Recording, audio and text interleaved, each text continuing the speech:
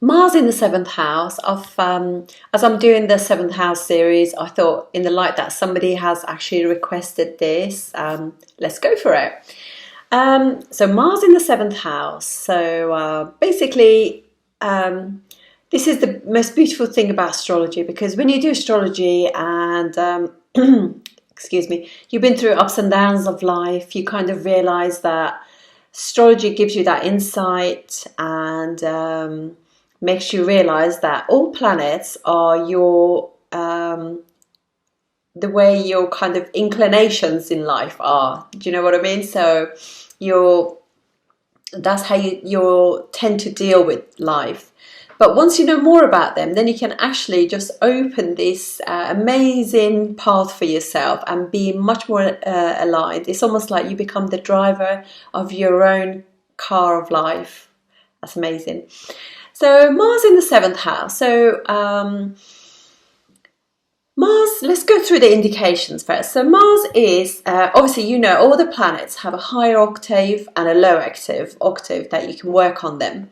So on the higher sort of octave, Mars is energy and logic and passion and motivation, protection, exercise. It rules athletes, it's bravery, activity, it's exciting, it's security, sexiness and challenges and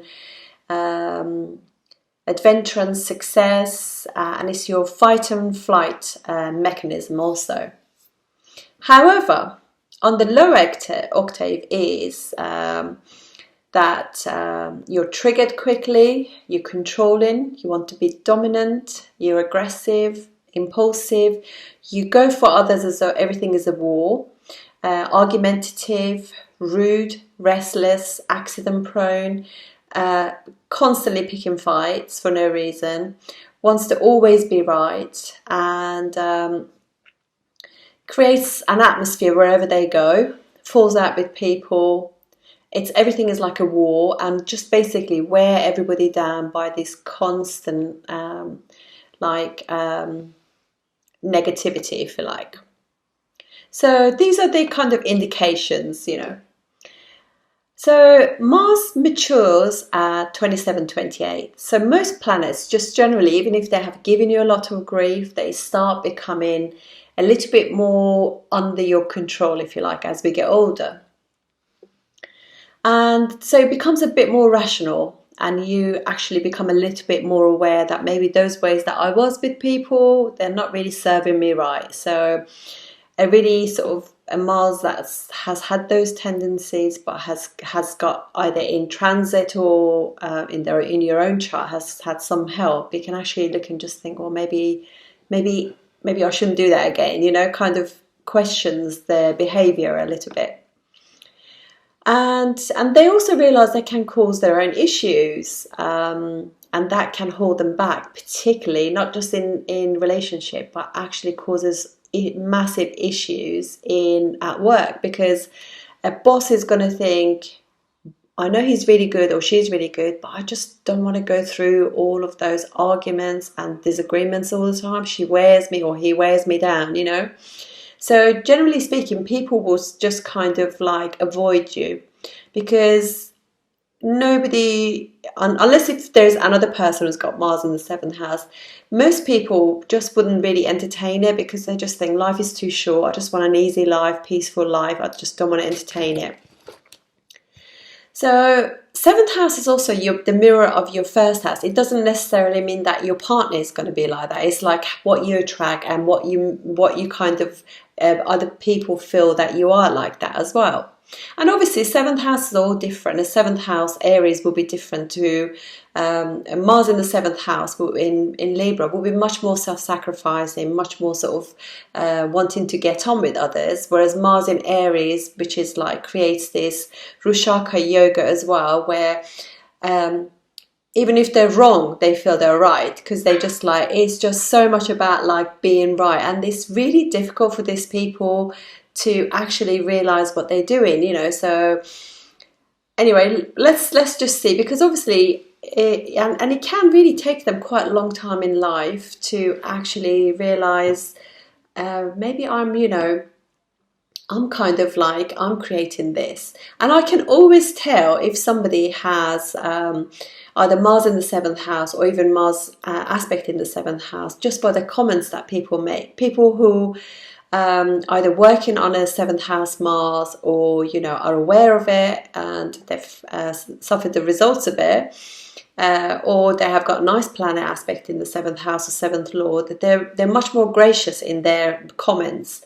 People who haven't, they can actually be like, they have like, this is me, what does that mean? And you just think, hold on a minute, I don't work for you, I don't get paid for this. So you know, if you come from a nice place, people will answer you. You know, it's just almost like they're almost something like needs to trigger that to make them realize, actually, you know, you want to know about a relationship, but what about your relationship with just, you know, somebody who's just putting out a video for your information? You know, just to be gracious, you know, just to be, I mean, you know, on the whole, all the sort of like, you know, but it's just one or two people who just like feel as though they and this is it, this is how it will be in a relationship, because you just like feel as though my needs got to be met first. This is what I have. What does it mean? And it just like, you can dress it up so much nicer. You can just say, you know, and all the questions coming, you know, like you can have like 20 or 30 comments from one person,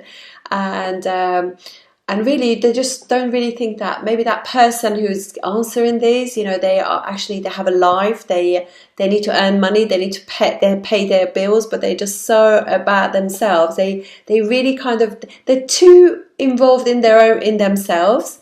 But obviously not everybody's like that. Some people, particularly if you got Saturn aspect in your seventh house or seventh lord, or that Mars, you know, that really, really helps. Or even in transit, if it's doing that, it really helps. Or even in your chart, you have got like a Jupiter, Moon, Venus, a planet that can calm Mars down, really helps and also don't forget that these things change all the time as well. So it's just really just kind of start thinking that if people are like that with you, how do they make you feel? And just start kind of like stepping back. Sometimes you need that. You need somebody to actually say to you, stop and see how it comes across to other people. So yeah, and because obviously in Vedic astrology they call this Kuja dosha, when you have Mars in certain places in your chart, particularly first and seventh axis and second house and 12th house and everything, because this creates difficulties in relationship, because they can cause friction in them, because difficulties with not just in your relationship with your partner, but at work and with family as well, and close friends, because obviously second house is your friends as well. So it's worthy to actually realize these things. And obviously behavior like that, it just means that people either break up, they have fights, they have disagreements. There's like an atmosphere in the house or home, and you got to imagine what it must be feel like for the children, because I know from experience that you know, like you actually feel as a child, I was brought up in an environment like that, so I'm very, very conscious of that. So you feel as though you're constantly walking as a child, walking on eggshells, because you just don't know what's going to trigger that person. You know, if Mars is very afflicted, and obviously, you know, some poor people have really abusive relationships where, you know, they it can get really, really ugly. So it's just worthy of knowing this. But clearly, you know, certain things can also help it as well. And I don't know if you've ever seen a film with Julia Roberts called Sleeping with the Enemy, and you can just see how this guy really controls this woman to the point that, you know, everything, all the jars in the cupboards have got to be a particular way, and he just so dominant, so controlling, so abusive, mentally torturing her. And so, you know, a really afflicted Mars can really cause these massive issues. And luckily, you know, I just think when people are, you know, in astrology, they're interested in astrology, they're very aware anyway. And if somebody is even looking at, saying what's happening in their seventh house, they want a relationship, they want to make it work, they want to sort of like work on those little issues within their chart. So I mean, this is the reason why I did astrology, because I wanted to detangle all these issues within my chart that I could see. I could see the issue, and you know, sometimes even when you go to a therapist for a really long time, you know, it's not quite as good and direct as astrology. Astrology just shows the way you think, your psyche. So it's really good to just empower yourself using that and actually give yourself and your partner success, because it's really important to realize that relationship means you're no longer one person, it's two people as one, so you have to have each other's back. So these people do well to obviously it doesn't well to actually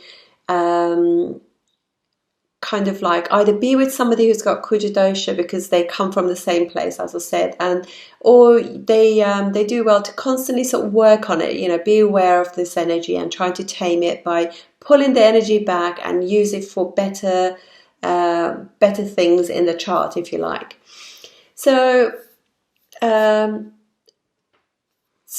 also remember that seventh house is, as I said before, it's 10th houses from your 10th house. So it actually reflects very much your career as well. So you can use this as, and also from the 7th house, Mars aspects your 10th house, which is really good, really gives you success. So you want to use this energy to really create success at work. And it does bring very good success at work. These people do well in things to do with the law, justice, helping others, human rights supports, advisors, security, paramedics, firefighters, steel workers, mountain rescue, athletes, police, so many different things, because it's such a fantastic position, because they have all that amazing logic, energy, and perseverance to get the job done. And you know, so it's when you use it literally for empowering yourself, you can do so well. You can do you know, because obviously you have to utilize that energy in your 7th house. So it's better to, instead of using it at home, use it at work and actually put that into success. And because obviously from the 7th house also Mars is aspecting your 2nd house of family, so you don't want to be argumentative with family, but you want to also, what you through that, putting that success into your 10th house, create more wealth and savings and liquid assets for yourself. And also these people just got to realize that they have all this energy.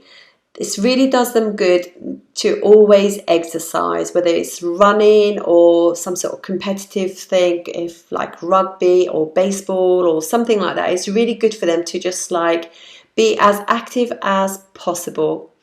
Even if you're at home with your wife, you know, if the grass needs cutting, do it. Just, you know, if there are some I don't know, decorating or something, just really utilize that energy for the better of yourself and the family.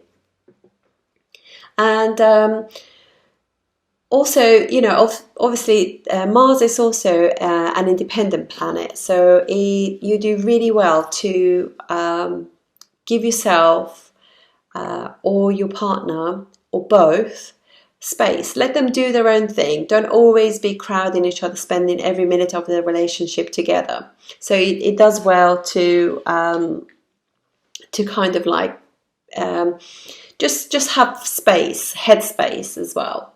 And obviously this, you know, I mean, I don't want you to think that it's always bad, but people with the 7th house Mars, they do look for somebody who is quite sort of toned and athletic and sexy and sexual, because sex is very important to them. So they want to be very sort of like, they want to have a really physical relationship, but it's just knowing that, you know, if the other person hasn't got it, to just make sure that it's not just necessarily just when you feel you want to be physical, they should be physical. So it's also like really sort of taking a step back and actually thinking, particularly if you're a man, you know, because you've got the male energy, she's got the female energy. You don't want to just constantly be sort of like bothering her, you know, as well. So you just want to be applying a bit of respect to that as well.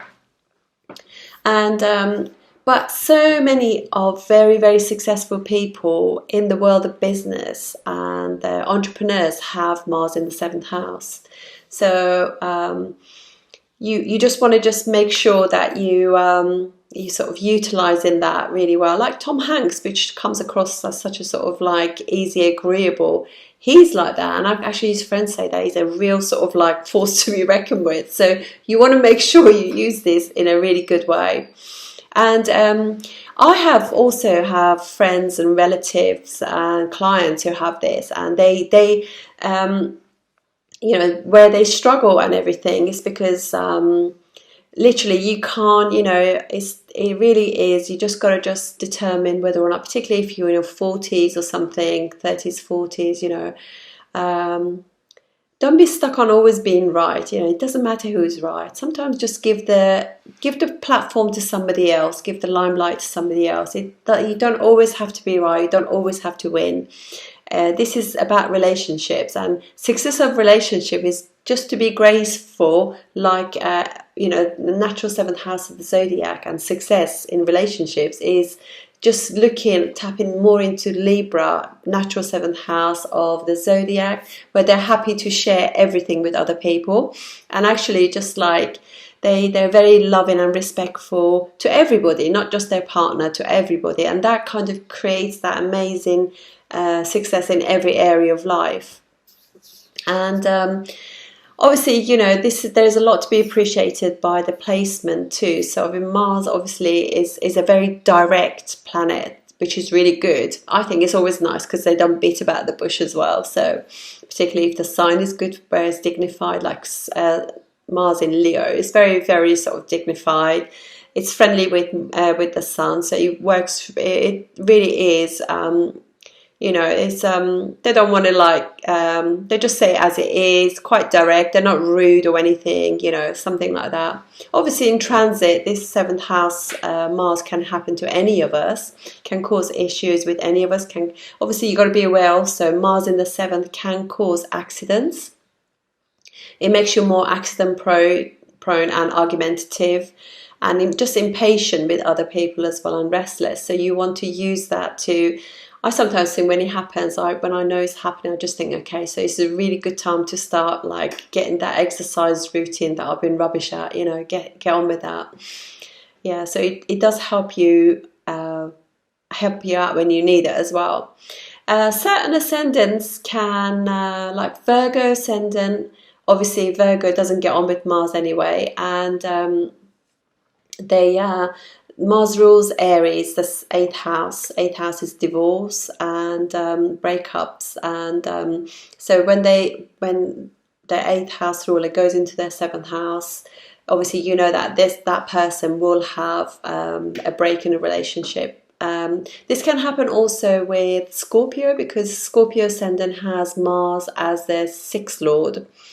So when 6th lord goes into 7th house, so that's kind of like arguments and litigation, so that can also create a divorce as well. And best thing is also just to be aware, you know, allow the partner space, respect, and this goes for other people. Their views are okay. It doesn't matter if people have got different views to you. There's no need for pushiness, and always allow just others to have that kind of center stage as well. But otherwise it can, you know, when you use sort of logically, which is the most, if there was one word that I would use for really good Mars, is logical. And they just can work things out logically, plan things logically. So it is, if you use it properly to your best, it can give you success. I think when people have got Kuja dosha, I don't really like using those terms, because I think, you know, it's because Mars is so passionate that just wants to sort of like you know, so use that logically and just enjoy the really sort of, because they enjoy a physical relationship, have a nice physical relationship, but know when the partner says no, it's a no. You don't need to push it any further. So I wish you success, and I look forward to seeing you on the next video. Thank you for supporting me.